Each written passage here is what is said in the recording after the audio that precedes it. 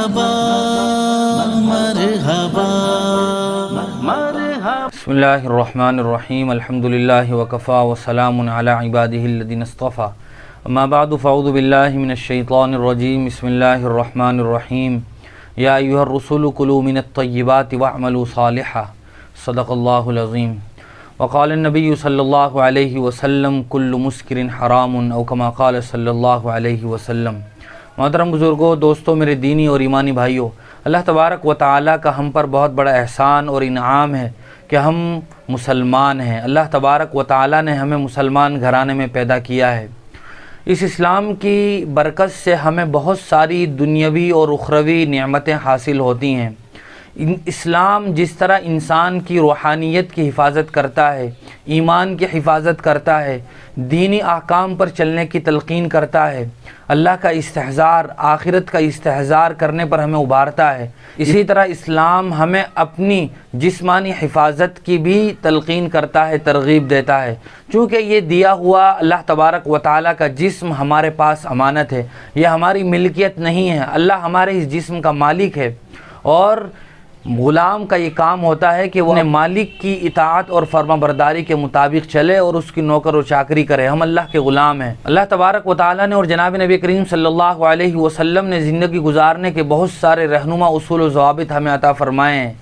انسان کو کیسا پہننا ہے، کیسا کھانا ہے، کیسے چلنا ہے، کیسے کاروبار کرنا ہے، کیسے سیاست کرنی ہے، کیسے معیشت و تجارت میں مشغول ہونا ہے، یہ تمام تر گر اللہ کے رسول صلی اللہ علیہ وسلم نے ہمیں بتائے ہیں. اور ایک سچے مسلمان اور مومن کی نشانی ہوتی ہے کہ وہ اپنے آقا و مولا سرکار دو عالم صلی اللہ علیہ وسلم کے منشے کے مطابق زندگی گزارے. انسان اور بطور خاص مسلمان اللہ تبارک و تعالیٰ کے دیے ہوئے اس جسم کی حفاظت کرتا ہے جو اس کا فریضہ ہے.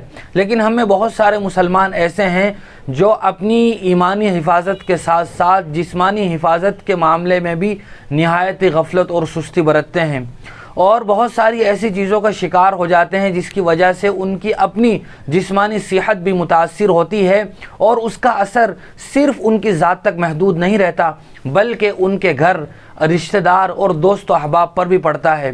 ایسا انسان اپنی زندگی کے اصل راستے سے ہٹ جاتا ہے اور اللہ اور اس کے رسول کی احکام کی تابع داری اور فرما برداری سے بھی دور ہوتا چلا جاتا ہے. ان چیزوں میں ایک بہت بڑی چیز ہے ایک انسان کا بطور خاص مسلمان کا نشہ آور چیزوں کے کھانے پینے میں مشغول ہو جانا.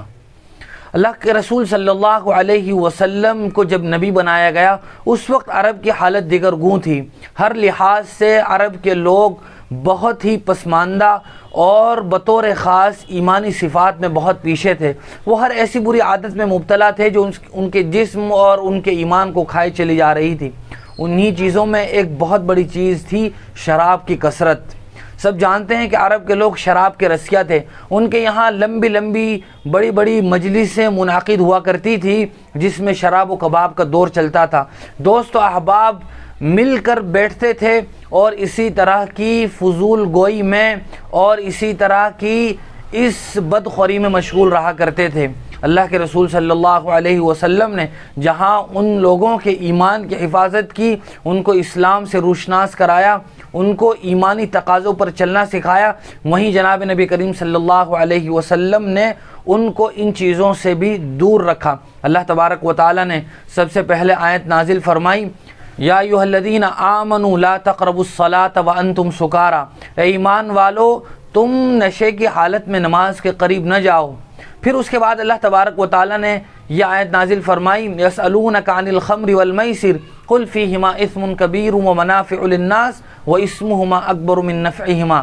کہ اے نبی صلی اللہ علیہ وسلم، یہ لوگ آپ سے شراب کے اور جوئے کے متعلق پوچھتے ہیں تو آپ ان سے کہہ دیجئے کہ اس میں تمہارا نفع کم اور نقصان بہت زیادہ ہے. اس کے بعد اللہ تبارک و تعالیٰ نے تیسرے مرحلے میں یہ آیت نازل فرمائی، یا ایھا الذین آمنوا انما الخمر والمیسر والانصاب والازلام.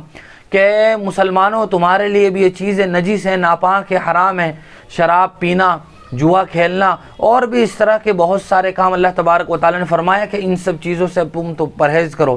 اسلام میں یہاں آ کر شراب بالکل حرام ہو گئی۔ اس حکم کا نتیجہ تھا کہ مدینہ کی گلیوں میں لوگوں نے، صحابہ اکرام نے اپنے شراب کے مٹکے اس طرح بہائے جس طرح بارش میں پانی بہتا ہے۔ یہ صحابہ اکرام کے اندر اللہ تبارک و تعالیٰ کے حکم کی عظمت تھی کہ جس کے نتیجے میں انہوں نے شراب کے سارے مٹکے توڑ دیے اور پھر آئندہ ہمیشہ ہمیشہ کے لیے اپنے آپ کو شراب سے دور رکھا۔ کچھ چیزیں ایسی ہیں کہ جو اسلام میں حرام تو نہیں ہیں لیکن وہ انسان کو آہستہ آہستہ حرام کی طرف لے جاتی ہیں۔ مثال کے طور پر اسلام میں شراب حرام ہے لیکن جو لوگ گٹکا کھاتے ہیں یا بیڑی پیتے ہیں، سگریٹ پیتے ہیں، تمباکو کھاتے ہیں، یہ چیزیں اسلام میں سراسر حرام تو نہیں ہیں، مکروہ ہیں، لیکن یہ انسان کو اس حرام چیز کی طرف لے جاتی ہیں۔ عام طور سے آج کل کا ہمارا یہ معاشرہ اور اس میں رہنے والے نوجوان ان تمام تر چیزوں کو، اسموکنگ کو فیشن کے طور پر اپناتے ہیں۔ سگریٹ، بیڑی وہ فیشن کے طور پر شروع کرتے ہیں لیکن آہستہ آہستہ وہ چیز ان کی عادت بن جاتی ہے اور یہ عادت ان کی زندگی کی بربادی کا پھر نتیجہ ثابت ہوتی ہے۔ انسان سوچتا ہے کہ میں شراب پی رہا ہوں یا یہ کہ میں اسموکنگ کر رہا ہوں اور وقت گزاری کر رہا ہوں، بلکہ یہ چیزیں انسان کو کھائی جا رہی ہیں۔ یہی وجہ ہے کہ آہستہ آہستہ آدمی ان چیزوں کے نتیجے میں سخت ترین بیماریوں کا شکار ہو جاتا ہے۔ انسان ان چیزوں کو یہ سوچ کر شروع کرتا ہے کہ مجھے ان کے ذریعے سکون حاصل ہوگا، لیکن یہ سکون کا دھوکہ انسان کو تباہ و برباد کر دیتا ہے۔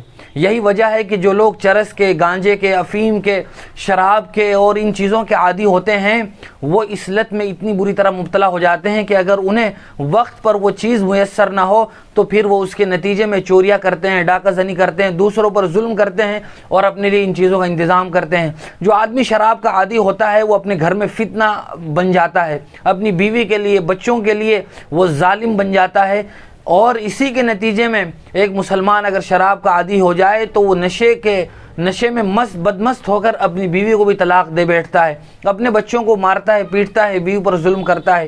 یہ تمام تر نتیجہ ہے شراب نوشی کا اور اس طرح کی نشہ آور چیزوں کے استعمال کا۔ جیسے جیسے زمانہ ہر چیز میں ترقی کر رہا ہے ایسے ہی نشے میں بھی نئی چیزیں معاشرے میں اور سوسائٹی مارکیٹ میں وجود میں آ رہی ہیں۔ کوئی آئس کا نشہ کر رہا ہے، کوئی نشے کے انجیکشن لگا رہا ہے، کوئی نشے کی ٹیبلٹ کھا رہا ہے اور کوئی دوسرے طریقے سے نشے کر رہا ہے۔ اگر انسان سمجھتا ہے کہ میں غلطی کر رہا ہوں اور وہ چاہتا ہے کہ میں ان بری چیزوں سے، بری عادتوں اور خصلتوں سے دور رہوں اور کسی طرح یہ چیزیں مجھ سے چھوٹ جائیں، تو ایسے کچھ ٹپس ہیں، کچھ پوائنٹس ہیں اور کچھ ایسے نکات ہیں کہ اگر انسان ان پر عمل پیرا ہو جائے تو انسان کے لیے ان چیزوں کو چھوڑنا آسان ہو جاتا ہے۔ بہت سارے لوگ ہیں جو 25 سال سے، 30 سال سے، 50 سال سے نشے کر رہے ہیں، چاہے وہ چھوٹا نشہ ہو، بڑا نشہ ہو، بہرحال انسانی زندگی کے لیے مہلک اور مضر ضرور ثابت ہوتے ہیں۔ اگر واقعی کوئی آدمی چاہتا ہے کہ میں ان چیزوں سے دور رہوں تو اس کے لیے سب سے پہلے ضروری ہے کہ وہ اللہ تبارک و تعالی سے دعا مانگے اور اللہ کی نصرت کا اور مدد کا طلبگار رہے، اللہ کے سامنے عاجزی کے ساتھ، انکساری کے ساتھ گڑ گڑائے اور بارگاہ خداوندی میں التجا اور درخواست کرے کہ یا اللہ اس بری عادت سے چھٹنا میرے لیے بہت مشکل ہے، تو ہی اس بات پر قادر ہے کہ تو مجھے ان بری چیزوں سے، ان تمام تر بری عادتوں سے دور کر دے۔ تو اللہ کی ذات سے امید ہے کہ اللہ کی رحمت اس آدمی کی طرف متوجہ ہوگی اور آدمی ان چیزوں سے بچتا چلا جائے گا۔ دوسری ایک چیز ہے عزم مصمم، مضبوط و مستحکم ارادہ ہو۔ آدمی پختہ اور پکا اس بات کا ارادہ کرے اپنی ذات سے بھی اور اللہ سے بھی کہ انشاءاللہ میں آئندہ ان چیزوں کو نہیں کھاؤں گا، ان چیزوں کو نہیں پیوں گا، ان چیزوں سے دور رہوں گا۔ تو جب مضبوط ارادہ آدمی کسی چیز کا کر لیتا ہے تو بڑی بڑی چٹانیں بھی اس کے سامنے پھر چھوٹی محسوس ہوتی ہیں۔ اسی لیے علامہ اقبال علیہ الرحمہ نے کہا تھا، جو یقین کی راہ پہ چل پڑے انہیں منزلوں نے پناہ دی، جنہیں وسوسوں نے ڈرا دیا وہ قدم قدم پہ بہک گئے۔ نمبر 3، اس بات کا استحضار ہو کہ یہ جسم اور یہ بدن اللہ تبارک و تعالیٰ کی طرف سے ہمیں ملی ہوئی نعمت ہے، یہ زندگی ہمارے پاس امانت ہے۔ اس بات کا استحضار اگر آدمی کے ذہن و دماغ میں پیوست ہو، موجود ہو، تو پھر آدمی کے لیے کسی بھی چیز کو چھوڑنا انتہائی آسان ہے۔ نمبر 4، ان تمام تر چیزوں کی نفرت اپنے ذہن و دماغ میں بٹھانا ضروری ہے۔ بیڑی ہے، سگریٹ ہے، اسی طرح تمباکو ہے، یا یہ کہ دوسرے بڑی نشہ آور چیزیں ہیں، شراب ہے، افیم ہے، ان تمام تر چیزوں کی نفرت ہمارے دلوں میں بٹھانا ضروری ہے۔ اور ایسے لوگوں کو دیکھنا کہ جو ان چیزوں میں مبتلا تھے اور آج وہ ان سخت مصیبتوں سے دوچار ہیں، تو آدمی آہستہ آہستہ ان چیزوں کو چھوڑ دیتا ہے۔ پانچویں چیز یہ ہے کہ انسان ان چیزوں کو پیسوں کے ذریعے سے خریدتا ہے۔ یہ پیسے بھی اللہ تبارک و تعالیٰ کی طرف سے نعمت ہیں، امانت ہیں، ان کو صحیح مصرف میں اور اچھی جگہ استعمال کرنا ضروری ہے۔ انسان جب ان چیزوں میں ان پیسوں کو خرچ کرتا ہے تو لاکھوں لاکھ اپنی زندگی میں برباد کر دیتا ہے۔ اگر وہ چاہتا ہے تو ان لاکھوں روپیوں کے ذریعے سے وہ بہت سارے اچھے کام کر سکتا تھا، رفاہی کام کر سکتا تھا، سوشل ویلفیئر میں اپنا حصہ ڈال سکتا تھا، اسی طرح وہ عمرہ اور حج کر سکتا تھا، غریبوں کا تعاون کر سکتا تھا۔ آدمی اپنی لاکھوں کی کمائی کو اس طرح پھونک دیتا ہے کہ اس کو احساس بھی نہیں ہوتا۔ نمبر 6، ایسے لوگوں کی صحبت سے دور رہنا بہت ضروری ہے جو لوگ ان چیزوں کے عادی ہوتے ہیں، ان چیزوں میں مبتلا ہوتے ہیں۔ جب آدمی ایسے ہی لوگوں کے ساتھ بیٹھتا ہے تو آہستہ آہستہ وہ بھی انہی جیسا ہو جاتا ہے۔ انسان پہلے بیڑی اور سگریٹ نہیں پیتا تھا، شراب نہیں پیتا تھا، لیکن جب اس کے ایسے ہی دوست ہو گئے جو ان چیزوں کے عادی تھے، شراب پیتے تھے، نشہ کرتے تھے، تو پھر کچھ دنوں کے بعد آدمی بھی آہستہ آہستہ ان چیزوں میں پڑ جاتا ہے۔ لہٰذا ایسے آدمیوں کی صحبت سے، ایسے آدمیوں کی دوستی سے دور رہنا بہت ضروری ہے۔